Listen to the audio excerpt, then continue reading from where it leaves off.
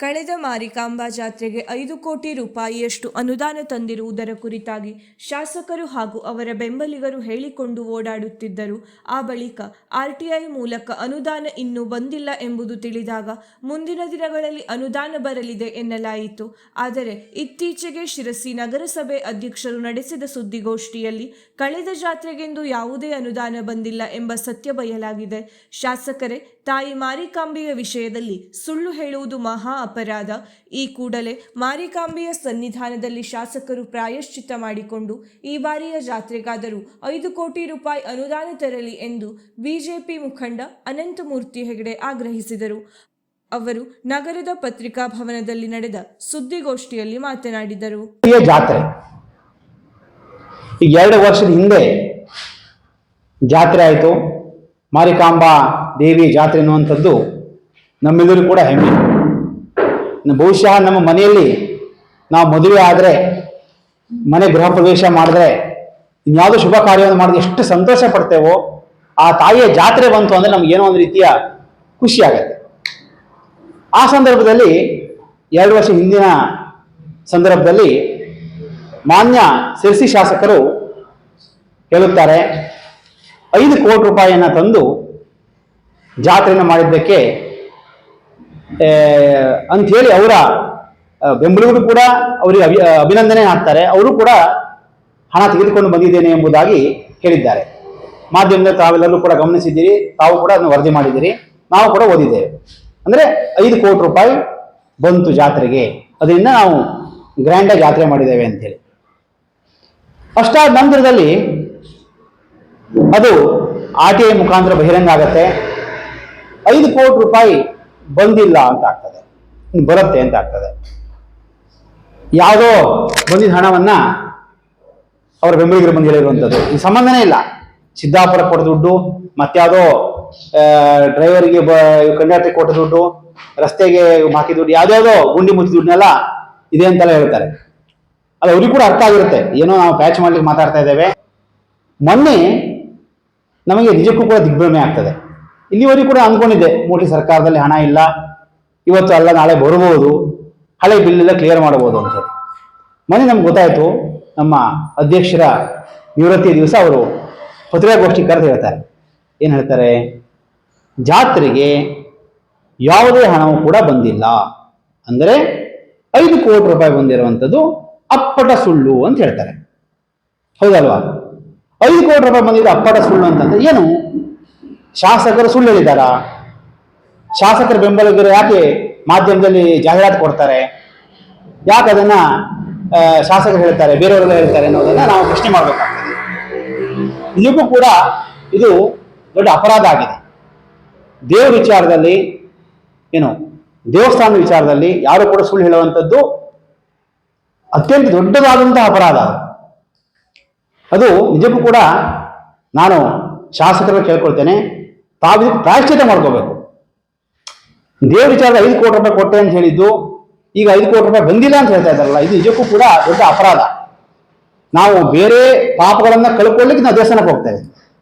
ಸಂಸ್ಥೆಯಲ್ಲಿ ಈ ಸಿದ್ದಾಪುರ ಕ್ಷೇತ್ರದಲ್ಲಿ ಒಂದು ಕಳ್ಳತನ ಆಗ್ತಾ ಇದೆ.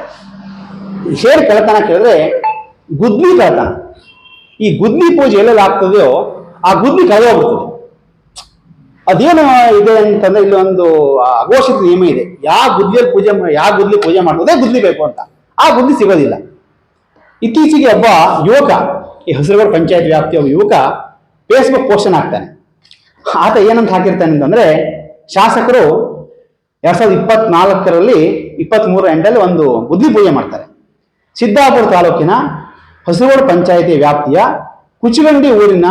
ಕುಚಗುಂಡಿ ಊರ್ಕೇರಿ ದೇವಸ್ಥಾನದ ಹೊರಗಿನ ರಸ್ತೆ ನಿರ್ಮಾಣ ಕಾಮಗಾರಿಯ ಶಂಕುಸ್ಥಾಪನಾ ಕಾರ್ಯಕ್ರಮದಲ್ಲಿ ಪಾಲ್ಗೊಂಡು, ಈ ರಸ್ತೆಯು ಗ್ರಾಮಸ್ಥರ ಬಹುದಿನಗಳ ಬೇಡಿಕೆಯಾಗಿದ್ದು ಪೂರ್ಣಗೊಂಡ ನಂತರ ಸಂಚಾರಕ್ಕೆ ಬಹಳ ಅನುಕೂಲವಾಗಲಿದೆ ಎಂದು ತಿಳಿಸಲಾಯಿತು ಅಂತೇಳಿ ಶಾಸಕರು ಫೇಸ್ಬುಕ್ ಅಲ್ಲಿ ಹಾಕ್ತಾರೆ. ಫೇಸ್ಬುಕ್ ನಿಮ್ಗೆ ಸ್ಕ್ರೀನ್ ಶಾಟ್ ಅನ್ನು ಕೂಡ ನಾನು ಕಳಿಸ್ತೇನೆ. ಆಮೇಲೆ ಆ ಅಲ್ಲಿಯ ಸ್ಥಳೀಯ ಒಬ್ಬ ಯುವಕ ಅದಕ್ಕೆ ಕಮೆಂಟ್ ಹಾಕ್ತಾನೆ. ಒಂದೂವರೆ ವರ್ಷ ನಂತರ ಇದು ಆಯ್ತಾ ಕಮೆಂಟ್ ಹಾಕಿದ್ದು. ಈ ರಸ್ತೆಗೆ ಕಳೆದ ಏಪ್ರಿಲ್ನಲ್ಲಿ ಗುದ್ಲಿ ಪೂಜೆ ಮಾಡಿರುತ್ತಾರೆ. ಆದರೆ ಪೂಜೆ ಮಾಡಿದ ಗುದ್ದಲಿ ಕಾಣೆಯಾಗಿರುತ್ತದೆ. ಆಯ್ತಾ?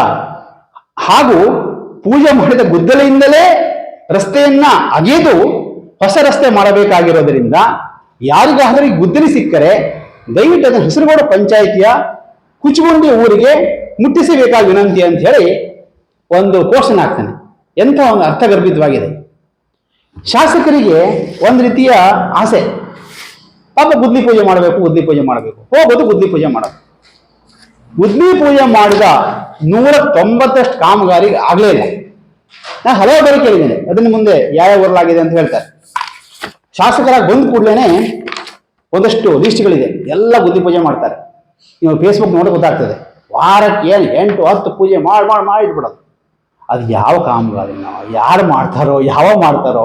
ನಮ್ಮ ಉಸಿರಲ್ಲೂ ಅಷ್ಟೇನೆ, ನಮ್ಮ ಮನೆ ಮುಂದೆ ದೊಡ್ಡದಾಗಿ ಗುದ್ಲಿ ಪೂಜೆ ಮಾಡೋದು. ಏನು ಪೇಪರ್ ಅಡ್ವರ್ಟೈಸ್ಮೆಂಟು, ಜನ, ತಿಂಡಿ ಗಿಂಡಿ ಎಲ್ಲ ಕೊಟ್ಟು ದೊಡ್ಡದು ಮಾಡೋದು. ಒಬ್ಬರು ನಂತರ ಆ ಕಡೆ ಮುಖನೂ ಹಾಕಿಲ್ಲ. ಏನಿದು ಗುದ್ಲಿ ಪೂಜೆ ಏನು? ನಾನನ್ನು ಕೇಳಿಕ್ ಬಯಸ್ತೀನಿ, ಗುದ್ಲಿ ಪೂಜೆ ಮಾಡೋದು ಯಾವಾಗ? ಮೋಸ್ಟ್ಲಿ ಈಗ ನಮ್ಮಲ್ಲಿ ಯಾವ್ದಾದ್ರು ದೊಡ್ಡ ಕಾರ್ಯಗಳು ಮಾಡ್ಬೇಕಾದ್ರೆ ದೇವ್ರಿಗೆ ಕಾಯಿ ಟಂಗೆ ನೀವಲ್ಲಿ ಬಂದು ಗುದ್ಲಿ ಪೂಜೆ ಮಾಡಿ ದೇವರಲ್ಲಿ ಸ್ಥಳೀಯ ದೇವರುಗಳ ಪ್ರಾರ್ಥನೆ ಮಾಡ್ಕೊಂಡು ಹೋಗಿ ಅಲ್ಲಿ ಫೈಲ್ ತಗೊಂಡು ಬೆಂಗಳೂರಿಗೆ ತಗೊಂಡೋಗಿ ನೀವು ಅರ್ಜಿ ಹಾಕ್ತೀರಾ. ಅದು ಅರ್ಜಿ ಕೊಡ್ಲಿಕ್ಕೆ ಗುದ್ಲಿ ಪೂಜೆನೋ, ಮನವಿ ತೆಗೆದುಕೊಳ್ಳಿಕ್ಕೆ ಗುದ್ಲಿ ಪೂಜೆನೋ, ಅದು ಕೆಲಸ ಮಾಡ್ಲಿಕ್ಕೆ ಗುದ್ಲಿ ಪೂಜೆನೋ? ಗುದ್ಲಿ ಪೂಜೆನ ಯಾವಾಗ ಮಾಡ್ತಾರೆ, ಯಾವಾಗ ಮಾಡಬೇಕು ಅನ್ನೋದನ್ನು ಕೂಡ ಶಾಸಕರು ಅರ್ಥ ಮಾಡ್ಕೋಬೇಕು. ಏನಾಗಿದೆ ಸಿದ್ಧಾರ್ಥ ಕ್ಷೇತ್ರದಲ್ಲಿ ಒಂದು ರೀತಿ ಗುದ್ಲಿ ಪೂಜೆನ ಕಾಮಿಡಿ ಶೋ ಆಗೋಗ್ಬಿಟ್ಟಿದೆ. ಬರೋದು ಗುದ್ಲಿ ಪೂಜೆ ಮಾಡೋದು, ಅದು 90% ವರ್ಕ್ ಆಗೋದೇ ಇಲ್ಲ. ಈ ಕಾಮಿಡಿ ಶೋ ಆಗೋಗಿದೆ. ಶಾಸಕರಿಗೆ ದಯವಿಟ್ಟು ಈ ರೀತಿಯ ಕಾಮಿಡಿ ಶೋ ಬೇಡ.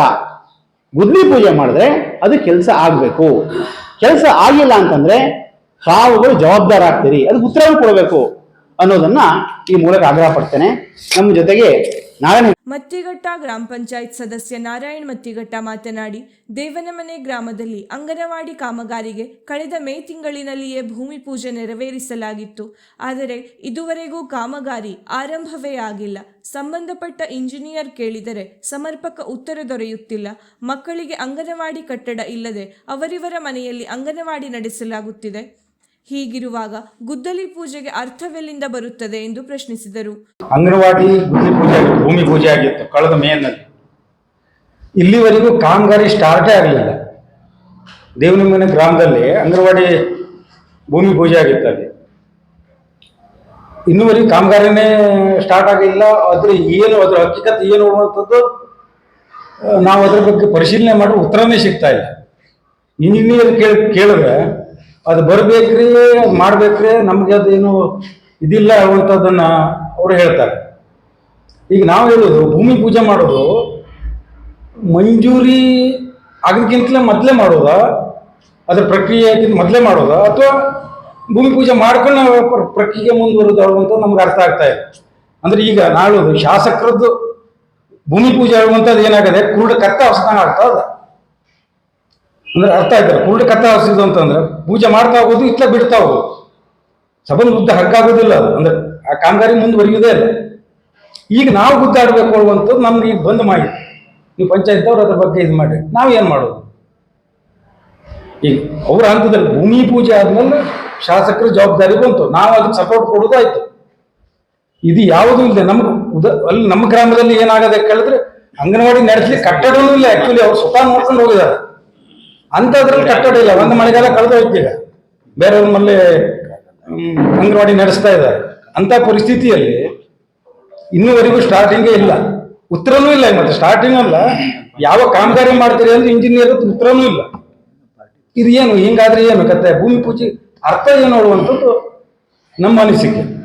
ಕೊಡ್ನಗದ್ದೆ ಗ್ರಾಮ ಪಂಚಾಯತ್ ಅಧ್ಯಕ್ಷ ಪ್ರವೀಣ್ ಹೆಗಡೆ ಮಣ್ಮನೆ ಮಾತನಾಡಿ, ಈ ಹಿಂದೆ ಮನೆ ಹಾನಿಯಾದಾಗ 4 ರಿಂದ 5 ಲಕ್ಷದವರೆಗೆ ಪರಿಹಾರ ಬರುತ್ತಿತ್ತು. ಕಳೆದ 2-3 ವರ್ಷದಿಂದೀಚೆಗೆ ಪರಿಹಾರದ ಕೊನೆಯ ಕಂತು ಇಂದಿಗೂ ಬಿಡುಗಡೆಯಾಗುತ್ತಿಲ್ಲ. ಕೇಳಿದರೆ ಹಾರಿಕೆ ಉತ್ತರವಷ್ಟೇ ಸಿಗುತ್ತಿದೆ. ವಸತಿ ನಿಗಮಗಳ ಮನೆಗೂ ಸರಿಯಾಗಿ ಅನುದಾನ ಬಿಡುಗಡೆಯಾಗಿಲ್ಲ. ಮನೆ ಕಟ್ಟಿ ವರ್ಷಗಳೇ ಕಳೆದರೂ ಹಣ ಬಿಡುಗಡೆಯಾಗುತ್ತಿಲ್ಲ. ಶಾಸಕರು ಈ ವಿಷಯದ ಕುರಿತಾದ ಗೊಂದಲ ಪರಿಹರಿಸಿ ಸ್ಪಷ್ಟನೆ ನೀಡಬೇಕೆಂದು ಅವರು ಆಗ್ರಹಿಸಿದರು.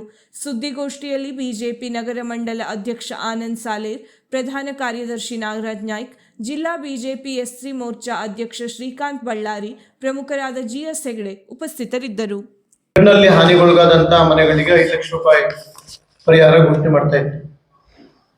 ಅವಾಗ ಕೆಲವೊಂದು ಮನೆಗಳಿಗೆ ಹಾನಿಯಾಗಿ ಸರ್ಕಾರಕ್ಕೆ ವರದಿ ಸಲ್ಲಿಸಿದ ಹಂತದಲ್ಲಿ 4 ಲಕ್ಷ ರೂಪಾಯಿ ಸರಿಸುಮಾರು ಎಲ್ಲ ಮನೆಗಳಿಗೆ ಬಂದಿದೆ. ಆದರೆ ಈಗ ಒಂದು 2-3 ವರ್ಷದ ಈ ಕಡೆಗೆ ಕೊನೆಯ ಕಂತು ಇವತ್ತಿನವರೆಗೂ ರಿಲೀಸ್ ಆಗ್ತಾ ಇಲ್ಲ.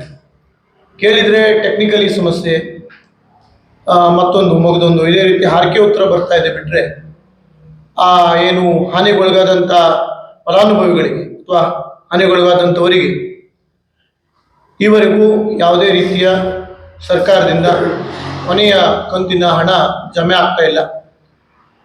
ಈ ವಸತಿ ನಿಗಮದ ಮನೆಯದು ಕೂಡ ಹಾಗೆ ಆಗಿದೆ. ಕೆಲವೊಂದು ಕಡೆ 1 ಹಂತದ್ದು ಆಗಿದೆ, ಕೆಲವು ಕಡೆ 2 ಹಂತದ್ದಾಗಿದೆ. 3-4ನೇ ಹಂತದ ಏನು ಕಂತಿನ ಹಣ ಅವರು ಮನೆ ಕಟ್ಟಿ ಮುಗಿಸಿ ಹೆಚ್ಚು ಕಡಿಮೆ 1.5-2 ವರ್ಷ ಆಗಿದೆ. ಅದು GPS ಆಗಿದೆ, ಫೋಟೋ ಅಪ್ಲೋಡ್ ಆಗಿದೆ, ವಸತಿ ನಿಗಮಕ್ಕೆ ಹೋಗಿದೆ. ನಾವು ಎಲ್ಲ ನಮ್ಮ ಪಂಚಾಯತ್ ಮಟ್ಟದಲ್ಲಿ ಅದನ್ನ ಮೇಲಧಿಕಾರಿಗಳ ಜಿಲ್ಲಾ ಕಾರವಾರದ CS ಗಮನಕ್ಕೂ ಕೂಡ ತಂದಿದ್ದೇವೆ. ಆದರೆ ಇವತ್ತಿನವರೆಗೂ ಆ ಹಣ ಇವತ್ತು ರಿಲೀಸ್ ಆಗ್ತಾ ಇಲ್ಲ. ಇದಕ್ಕೂ ಒಂದು ಸ್ಪಷ್ಟನೆಯನ್ನ ಮಾನ್ಯ ಶಾಸಕರು ಕೊಡಬೇಕು ಅನ್ನುವಂಥದ್ದು ನಮ್ಮೆಲ್ಲರ ಆಗ್ರಹ. ವೀಕ್ಷಕ ಮಹಾಪ್ರಭುಗಳೇ, ನಮ್ಮ ಚಾನಲ್ ಅನ್ನು ಸಬ್ಸ್ಕ್ರೈಬ್ ಮಾಡಿ, ಶೇರ್ ಮಾಡಿ, ಪ್ರೋತ್ಸಾಹಿಸಿ.